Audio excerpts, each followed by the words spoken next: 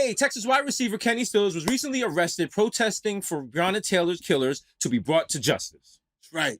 Houston Texans wide receiver Kenny Stills was arrested in Louisville, Kentucky yesterday and is facing a felony charge of intimidating a participant in the legal process for his role in a protest at the home of Kentucky's Attorney General. Yo, he just had his charges dropped, and he's here to talk about it. Make some motherfucking noise. Kenny, how's it going, man? What's up, fellas, man? What's going on? Hey, Oh, man. not too just much, not happy to too have much. you, bro. Yeah, same, man. Enjoying the West Bro. Coast. Yeah, what's the weather like over there right now? It's beautiful, man. It's been beautiful every day. We were on the inside for about 17 hours, so anything's better than being on the inside. That's a True, fact, true. bro. Trust me. Listen. Like, sleeping in your t-shirt is not the wave. No. Them turkey Never sleep on a sandwiches, sandwich. them turkey sandwiches ain't right, man. We had dudes They don't hit right. Right? dudes putting toilet paper underneath like a towel to use that as a help, as a pillow. Like we got all Yeah, that. dog. Put Was a that your sandwich on first- top of your shoes. Was that your first time being locked up?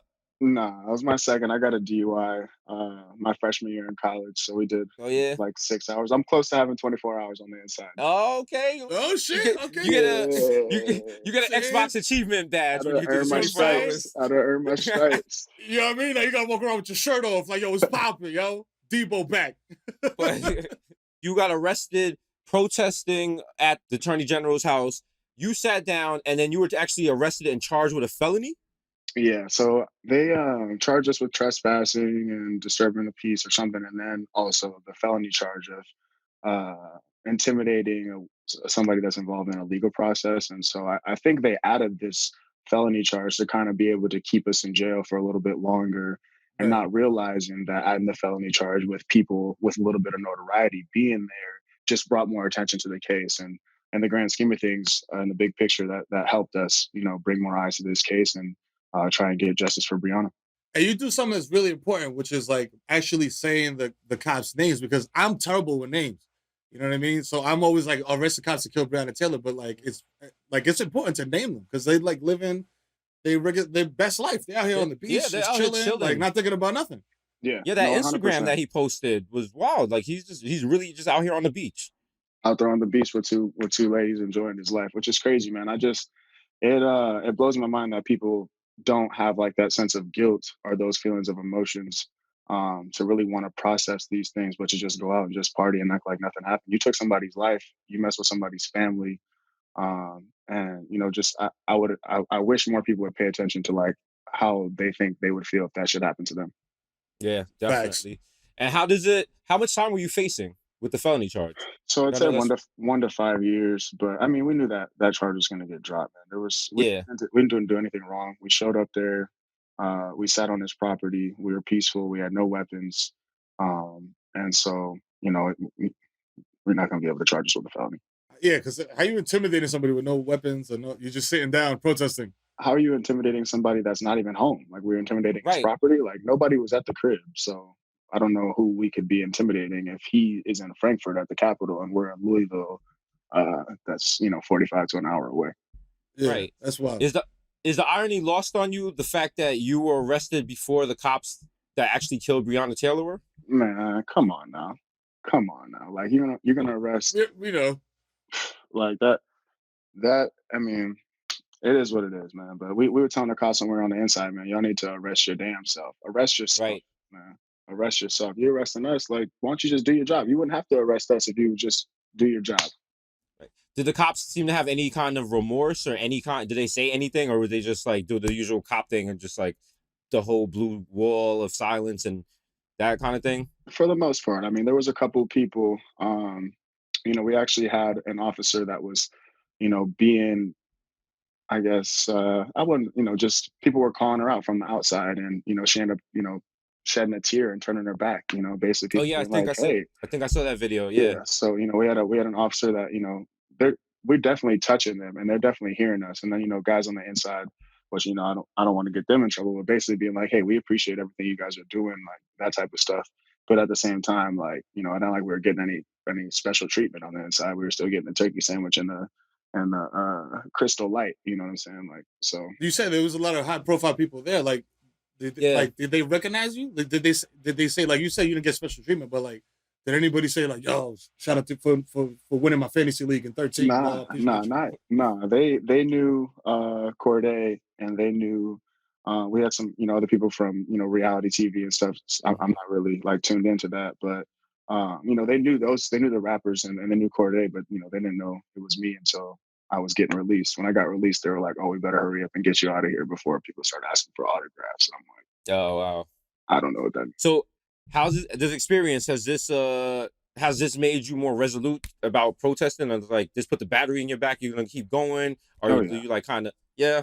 I'm energized, man, and I mean, obviously, I never want to encourage other people to go and get arrested, but to be a part of something like this, like the Louisville '87, that's going to be something that's going to be written in the history books, and also just the experience of getting arrested and going to jail and seeing how officers treat you, seeing the intimidation on the inside, seeing how shitty like they try to make the process like and to me it doesn't make sense that it has to be that way. You know what I'm saying? We have Right. all this money invested into prisons and jails and police, and then we show up there and it's like the worst conditions possible.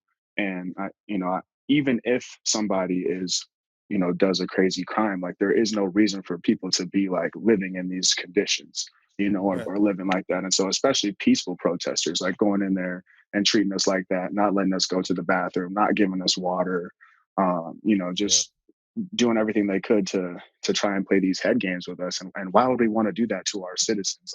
What is how is that beneficial to our society?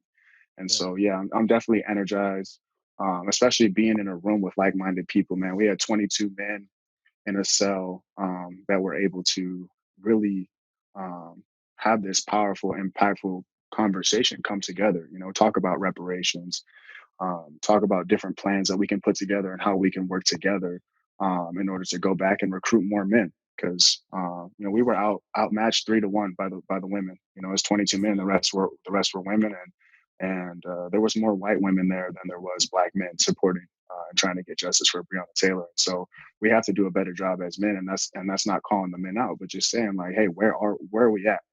Where are Yeah. we at? Yeah. Why are we not there?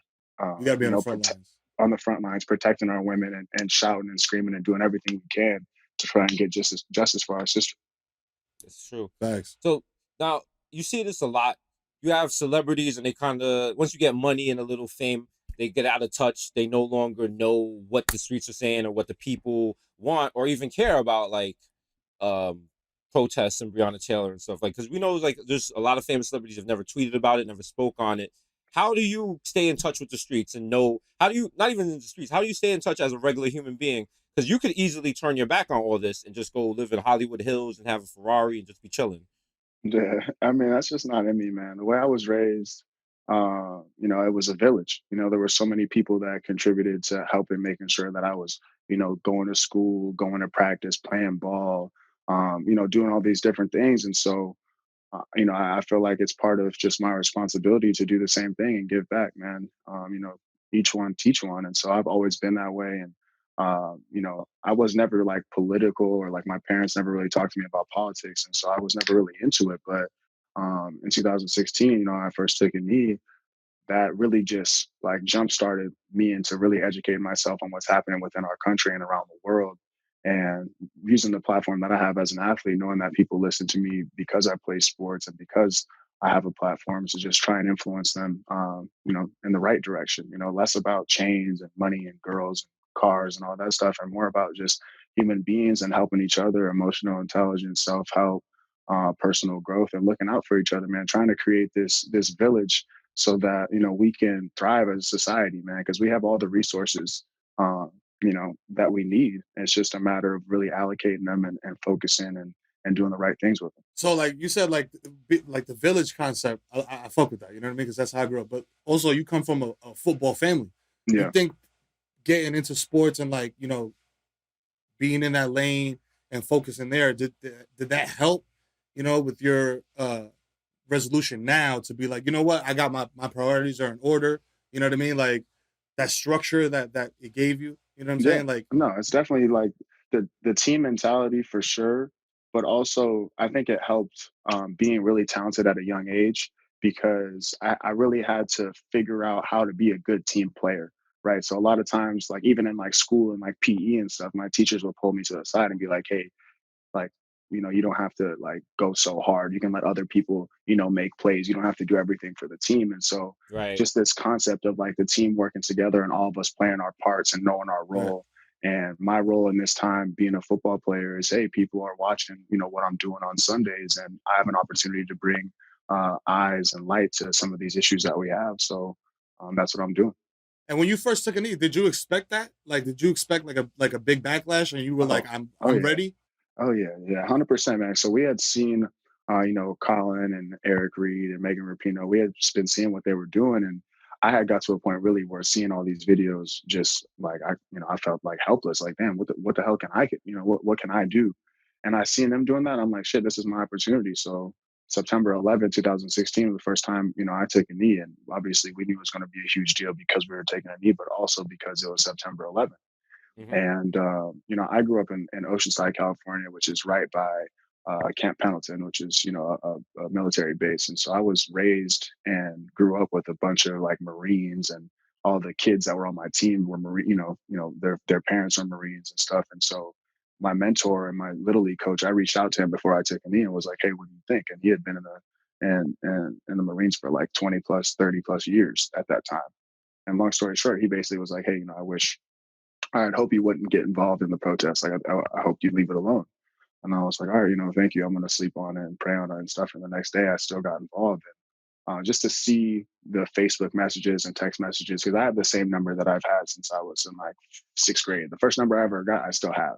And so the Yeah. text messages and Facebook messages that I was getting from kids that I grew up with and went to school with and parents, it like blew my mind to see how quickly people switched up.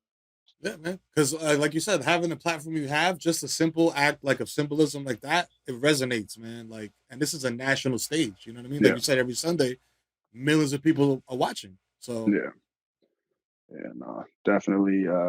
People switched up on me, but people are coming around, man. They seen, my heart, and they see how, the work that I've been doing in the community, and how I just have never let up. You know what I'm saying? Like, obviously, some people might know me now just for the first time getting arrested or being on the front lines, but this is work I've been doing for 4 years.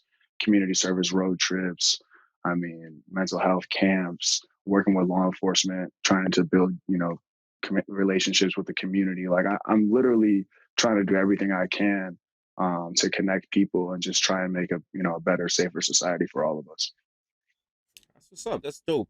So you said people, like, when the people switched up on you, was it out of nowhere? Was it like people that you were just like, yo, wow, I thought she was my man? It's like, you serious? Was it that kind of thing? Was like, or was it just like not people that close to you, just like kind of hangers on? fans, Nah, yeah. It was more just like kids that I went to school with. Like, we always knew you were just a dirty this or that, Oh wow. and I'm just like, Oh, that Facebook coverage. okay, like, Yeah. damn, that's how you really Damn. felt, that's or how you felt all that them type of shit. years. Yeah, So Yeah. you should have been like, fuck the PE teacher.